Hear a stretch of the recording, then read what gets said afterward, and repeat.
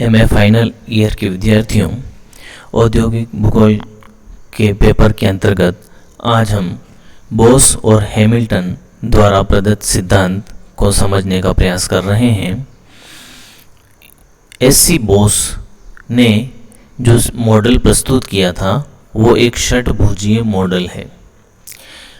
एच.सी. Bose Dutch अर्थशास्त्री थे जिन्होंने संपूर्ण क्षेत्र की पूर्ति और औद्योगिक पदानुक्रमता का षटभुजीय मॉडल प्रस्तुत किया।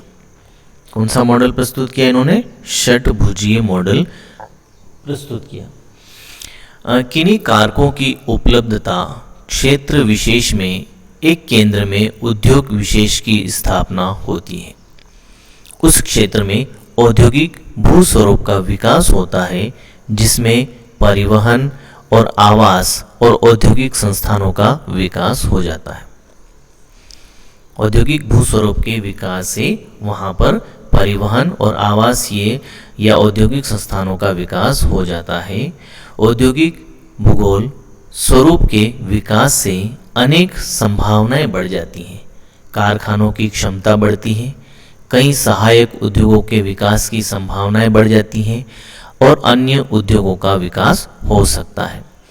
पहले एक औद्योगिक केंद्र बनता है जिसके बाद उसका प्रभाव क्षेत्र भी चारों ओर वृत्तीय रूप में बढ़ता है, जिससे विकास क्षेत्र बढ़ते बढ़ते षटभुजीय आकार में हो जाता है और इस आकार के कारण क्षेत्र का प्रत्येक भाग किसी कारखाने के प्रभाव क्षेत्र में आता है। केंद्रीय भाग संपूर्ण क्षेत्र की आवश्यकताएं पूरी करता है। तो उस पूरी षटभुजीय क्षेत्र के अंतर्गत जो भी क्षेत्र आती हैं उनकी सेवाएं केंद्रीय भाग द्वारा की जाती हैं। इस मॉडल द्वारा उद्योग के लाभ और खर्च के आदर्श रूप को दर्शाया गया है। आर्थिक और सामाजिक दोनों प्रकार के लाभ को ध्यान में रखते हुए मॉडल में भिन्न भिन्न प्रकार के उद्योगों हेतु कारखानों और बाजार के आकार को स्पष्ट किया है कि यह कैसा होना चाहिए। उद्योग की आदर्श वितरण विचारधारा के अनुसार एक नगरीय केंद्र में एक बड़ा उद्योग होता है और कई छोटे छोटे उद्योग उसके चारों ओर विकसित हो जाते हैं। बड़े उद्योग के कारखानों में निर्मित वस्तुओं को अन्य केंद्रों और नज़दीकी कृषि क्षेत्रों में पहुंचाते हैं। बोस ने मॉडल निर्माण में असमान रूप से वितरित जनसंख्या की मांग और भिन्न आकार के अधिवासों पर भी ध्यान दिया, अर्थात जनसंख्या की क्या आवश्यकता है उसको भी उन्होंने ध्यान में रखा है। उनके अनुसार कृषि क्षेत्र में कारखाना लगाकर निर्मित वस्तु सस्ती बेची जाए जिससे श्रमिकों को कृषि क्षेत्र से मिलने वाली वस्तुएं भी सस्ती मिल सके। उद्योगों के केंद्रीकरण से दूर स्थित भागों में वस्तु पहुंचाने का खर्च बढ़ जाएगा और कृषि क्षेत्र से आने वाली वस्तुएं भी महंगी होगी। उद्योगपति को अपने क्षेत्र में अन्य उद्योगों को एकत्रित नहीं होने देना चाहिए, क्योंकि इसके लिए उसे क्षेत्र की सार्वजनिक सेवाओं, परिवहन की व्यवस्था स्वयं खर्च पर करनी चाहिए। अतः उद्योगों के विकेंद्रीकरण होने से अधिक क्षेत्रों को लाभ होगा। अगर केंद्रीकरण होगा तो एक ही स्थान पर उद्योग एकत्रित होंगे, लेकिन विकेंद्रीकरण होने से उसका प्रभाव क्षेत्र बढ़ेगा। अधिक औद्योगिक केंद्र अधिक विस्तृत कृषि क्षेत्र की आवश्यकताएं पूरी करेंगे और उसी प्रकार कृषि क्षेत्र की वस्तुएं भी औद्योगिक केंद्रों को कम मूल्य में उपलब्ध होगी। सबसे बड़े उद्योग केंद्र के उत्पादन की यातायात दर उच्च होती है। बड़े उद्योगों के कारखानों की संख्या सीमित और उत्पादन क्षमता अधिक होती है। छोटे स्तर के उद्योग में निर्मित वस्तुओं पर लगने वाला परिवहन दर भी उच्च होता है। ऐसे क्षेत्र में कोई बड़ा उद्योग भी स्थापित हो जाता है। इस बड़े उद्योग केंद्र से यहाँ के उत्पाद अन्य केंद्रों और कृषि क्षेत्रों को भेजे जाते हैं। बोस ने जो मॉडल प्रस्तुत किया उसमें एक क्षेत्र को षटभुजीय बाजार आकृति में विभाजित किया और इनके अनुसार मध्य में केंद्रीय स्थल पर सबसे बड़ा उद्योग होता है। कहाँ होता है? केंद्रीय भाग में सबसे बड़ा उद्योग होता है। यहाँ अलग प्रकार के कई उद्योग होते हैं और केंद्र से दूर जाने पर उद्योगों के आकार और कारखानों की संख्या में कमी होने लगती है। जैसे ये कुल आप देख रहे हो सेंटर में नंबर 1 लिखा हुआ है, ठीक है, और यहाँ केंद्रों की संख्या भी सबसे ज़्यादा दिखाई दे रही है। विभिन्न उद्योगों के कई कारखाने एकत्रीकरण को दर्शाते हैं, अर्थात ये एक सेंट्रल पार्ट है जहाँ पर कई तरह के कारखानों का एकत्रीकरण दिखाई देता है। इसी क्षेत्र के आसपास उप क्षेत्रों में 2 से 7 जो नंबर डाल रखा है उनमें छोटे स्तर के उद्योग स्थापित होने लग जाते हैं। यहाँ उद्योगपति अपनी इच्छा और सुविधा से उद्योग लगाते हैं। इन उप क्षेत्रों में असमान संख्या में कारखाने संसाधन असमानता के कारण हैं। अलग अलग क्षेत्रों में आदर्श स्थिति भिन्न होने के कारण कारखानों की संख्या कहीं कम तो कहीं अधिक पाई जाती है। सार्वजनिक सेवाओं यातायात सुविधाओं पर खर्च बढ़ने पर कारखानों की संख्या में कमी आती है। जिन क्षेत्रों में यह खर्च कम है वहाँ कारखाने अधिक पाए जाते हैं और अन्य स्थितियों जैसे जल विद्युत या श्रम अधिकता वाले क्षेत्रों में। तो इस तरह से ये षटभुजीय मॉडल है जिसके केंद्र में सबसे बड़ा औद्योगिक केंद्र है जहाँ कई उद्योगों का एकत्रीकरण पाया जाता है और इसी केंद्र के चारों ओर कई उप केंद्रों का विकास होने लगता है। तो इस तरह से ये बोस नामक विद्वान ने षटभुजीय मॉडल प्रस्तुत किया।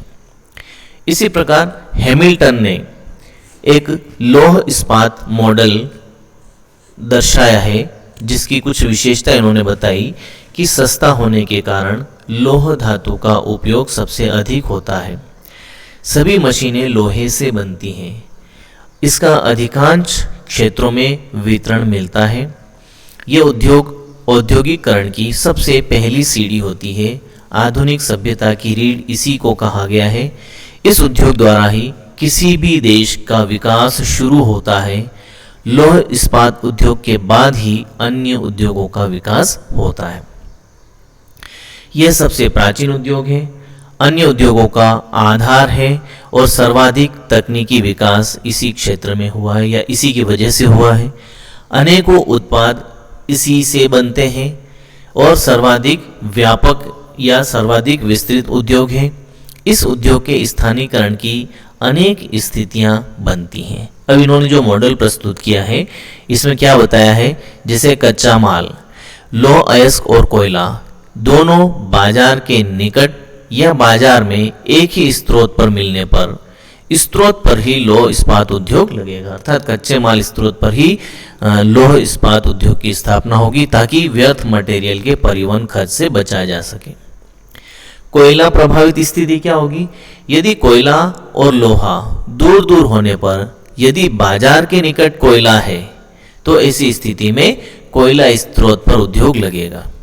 अतः उच्च स्तर का लौह अयस्क कोयला स्रोत की ओर ले जाने से परिवहन खर्च कम होगा क्योंकि लौह अयस्क में व्यर्थ पदार्थ की मात्रा कम है। आगे बात समझ में, तो पहली चीज हमने देखी थी कच्चा माल। अगर लौह अयस्क और कोयला दोनों बाजार के निकट है या बाजार में एक ही स्रोत पर है तो उसी स्रोत पर इस्पात उद्योग लगेगा ताकि दोनों का कच्चे माल का परिवहन खर्च बचेगा। दूसरी स्थिति उन्होंने बताई कोयले से प्रभावित होने वाली, यदि कोयला और लोहा दोनों दूर दूर हैं लेकिन बाजार के निकट कोयला है तो क्या होगा, लोहे को कोयले स्रोत पर ले आया जाएगा और वहां से तैयार माल को बाजार में पहुंचाया जाएगा ताकि लौह अयस्क कोयला स्रोत की ओर ले जाने से जो परिवहन खर्च होगा उसमें कमी आएगी क्योंकि लौह अयस्क में व्यर्थ पदार्थ की मात्रा अधिक होती है। तीसरी स्थिति लौह अयस्क प्रभावित स्थिति। किसी स्थान पर निम्न स्तर का लौह अयस्क मिलने पर वही उद्योग लगेगा क्योंकि इसमें व्यर्थ परिवहन का खर्च बढ़ जाता है। चौथी स्थिति कच्चा माल, लौह अयस्क और कोयला दोनों यदि एक ही स्रोत पर मिल जाए लेकिन दोनों का स्रोत बाजार से दूर हो तो क्या होगा, उद्योग स्थापना कच्चे माल और शक्ति दोनों के एक ही स्रोत पर होगी क्योंकि लौह अयस्क में व्यर्थ पदार्थ और कोयले का परिवहन खर्च बचेगा। अगली स्थिति बताई दो बाजार प्रभावित स्थिति। यदि एक बाजार कोयला स्रोत पर है और दूसरा लौह अयस्क स्रोत पर है तो दोनों बाजारों में उद्योग स्थापना पर लाभ होगा। कोयला स्रोत से जो परिवहन का साधन लौह अयस्क स्रोत वाले कारखाने को कोयला लेकर जाएगा, वही लौटते समय लौह अयस्क भरकर कोयला स्रोत बाजार पर लाएगा। अतः दोहरे लाभ के कारण कच्चे माल और शक्ति की एक दूसरे को आपूर्ति हो सकेगी। तो ऐसी स्थिति में बाजार उपयुक्त होगा। बाजार की निकटता। यदि कोयला और लौह अयस्क दोनों एक दूसरे से दूर हैं और एक का बाजार के निकट स्थिति है तो उद्योग को बाजार में लगाया जाएगा। बाजार के निकट लौह अयस्क पाए जाने पर बाजार में स्थापना लाभदायक होगी। मध्य बाजार प्रभावित स्थिति में कोयला लोहा स्रोत के बीच बाजार होने पर उद्योग को बाजार में लगाया जाएगा, क्योंकि वहीं पर इसका न्यूनतम परिवहन खर्च आएगा। यदि कोयला और लोहा एक ही मार्ग पर लेकिन एक दूसरे से दूर हैं और बाजार भी इनसे दूर है तो कारखाना बाजार की ओर वाले कारक की तरफ लगेगा। लोहे की तुलना में कोयला बाजार मार्ग की ओर कम दूरी पर होने की स्थिति में कोयले स्थल पर लगेगा। कच्चा माल स्थानापन्न स्थिति। अगर लोहे के टूट फूट या स्क्रैप जिसे बोलते हैं जब कच्चा माल के रूप में प्रयुक्त होता है तो कारखाना उसकी प्राप्ति स्थान या बाजार में लगेगा। कोयला बाजार की ओर लाया जाएगा क्योंकि स्क्रैप बाजार में ही उपलब्ध होती है। तो इस तरह से हैमिल्टन और बोस ने अपने मॉडल की व्याख्या की। आज इस टॉपिक को हम यहीं समाप्त करते हैं। अगले वीडियो में हम अगले सिद्धांत की बात करेंगे। Thank you very much.